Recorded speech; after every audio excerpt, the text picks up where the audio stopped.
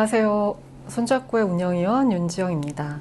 오늘은 주로 민사사건에서 쓰이는 법률 용어 소개하도록 하겠습니다. 회사는 손해를 입었다고 주장을 하면서 마음대로 소송을 할 수 있을까요? 꼭 그렇지는 않습니다. 우리 법에 아주 중요한 원칙이 있어요. 바로 신의 성실의 원칙입니다. 발음하기도 어려운데요. 권리의 행사는 서로 간의 신뢰, 신의에 맞게 성실하게 행사돼야 된다라는 것이고요.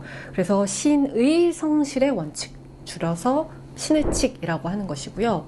이거는 쉽게 얘기를 하면 그런 거죠. 권리를 가지고 있다고 하더라도 그 권리를 가지고 있다라는 이유로 마음대로 행동해서는 안 된다라는 법 원칙이에요.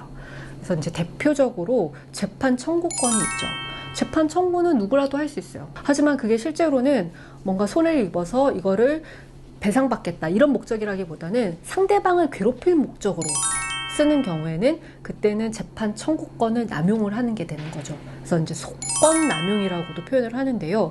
이 속건 남용이 특히 문제가 되는 게 바로 회사가 노동조합, 노동자들을 상대로 손해배상 청구를 하는 경우예요. 보통 노동조합이나 노동자들이 자기 이야기를 하면서 파업을 하게 되면 회사는 실제 손해가 발생해서 그거를 배상받겠다라는 목표보다는 그냥 그 파업을 하는 거에 대해서 책임을 묻겠다. 그래서 다시는 파업을 못하게 하겠다. 벌 주겠다라는 취지로 손해배상 청구를 하는 경우들이 많아요. 이런 경우에는 사실 소송을 할 권리, 속건을 남용을 한 게 되죠. 그리고 그러한 속건 남용은 신의 성실의 원칙에 반해서 신의칙에 반해서 문제가 됩니다.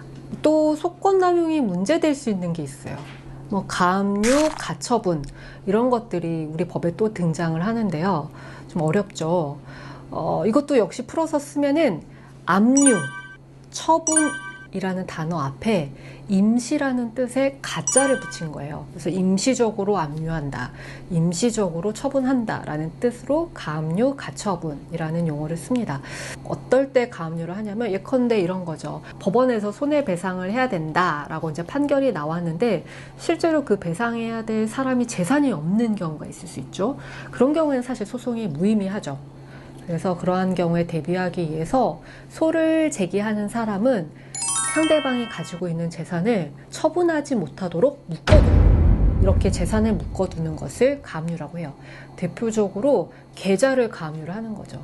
계좌에 가압류를 해두면 그 가압류를 당한 사람은 돈을 뺄 수도 없고 계좌 이체를 할 수도 없는 상태가 되는 거예요. 가처분은 재산만 묶어두는 게 아니라 나머지 것들도 다 묶어둘 수 있는데 쉽게 얘기를 하면은 행동을 묶어두는 거예요. 하지 못하게 막아두는 것. 이게 가처분입니다. 예컨대 노동자들이 점거 농성을 하고 있는데 점거를 하지 못하게 묶어두는 것. 이 경우에는 가처분이 되는 거죠. 그래서 재산을 묶어두면 가압류, 그 재산 외에 어떤 행동을 하지 못하도록 묶어두면 가처분이라고 이해하시면 되겠습니다.